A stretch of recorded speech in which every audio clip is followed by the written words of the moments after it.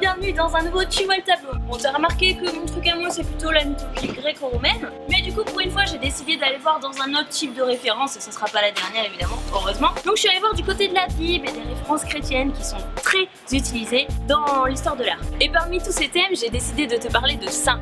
Ouais, non. Les saints, tu sais, tu vois, comme dans la Bible par exemple. Ready?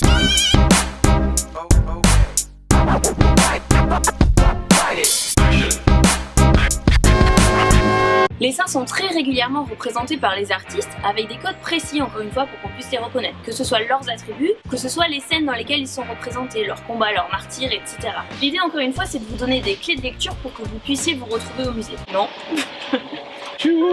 L'idée encore une fois c'est de vous donner des clés de lecture pour qu'une fois au musée vous puissiez reconnaître la scène qui est devant vous. Et l'artiste que j'ai choisi aujourd'hui, c'est un artiste de la Renaissance un tout petit peu connu qui s'appelle Raphaël. Et le saint en question, c'est Michel.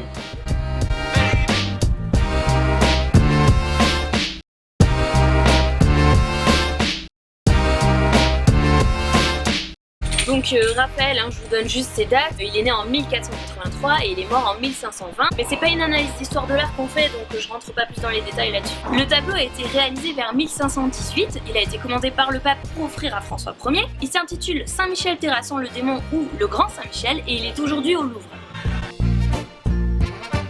Sur le tableau, vous pouvez voir un type avec des ailes qui piétine tranquillement, une espèce de monstre avec un regard carrément flippant que vous aurez reconnu je pense. Elle est fille, elle est folle, elle est fille. Elle est fille cette folle. Qui est Saint-Michel? Bon, déjà c'est un archange. Un ange, vous voyez tous à peu près ce que c'est, donc un type très souvent avec des ailes qui est en fait le messager de Dieu, parce que ange ça vient de angelos qui veut dire messager. Est-ce que ça veut dire que les postiers sont des anges? Je retire cette blague. Mais Michel c'est plus qu'un ange, c'est un archange. Dans archange, il y a le préfixe arc qui vient du grec arché, qui veut dire entre autres commandement. Donc Michel en gros c'est un peu comme le chef des anges. C'est le prince des milices célestes, c'est lui qui a terrassé le diable, tu peux lire ça dans le Nouveau Testament. Bien joué Michou. C'est bien en combattant que l'a représenté Raphaël avec une armure antivisante. Il fait comme dans l'Antiquité, antivisante.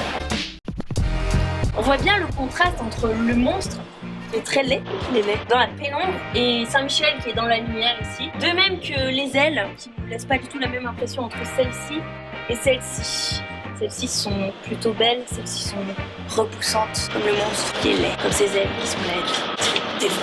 Alors parfois quand on représente Saint-Michel terrassant le démon, le diable est représenté sous forme de dragon, c'est comme ça qu'il est décrit dans l'Apocalypse de Jean. D'ailleurs ici la queue que Raphaël a fait au diable a quelque chose de très reptilien. Ne me fais pas un commentaire sur les reptiliens s'il te plaît. Quelques années avant ce tableau, Raphaël avait déjà représenté Saint-Michel terrassant le démon, sauf que cette fois il l'avait représenté en dragon. On l'appelle le petit Saint-Michel et il est aussi au Louvre.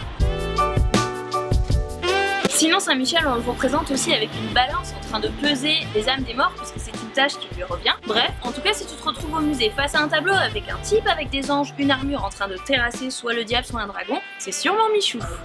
Sinon vous pouvez voir un autre type en train de terrasser un dragon, c'est Saint-Georges, mais vous ne confondrez pas parce que Saint-Georges n'est pas un ange, il n'a pas d'ailes et il est aussi souvent représenté à cheval.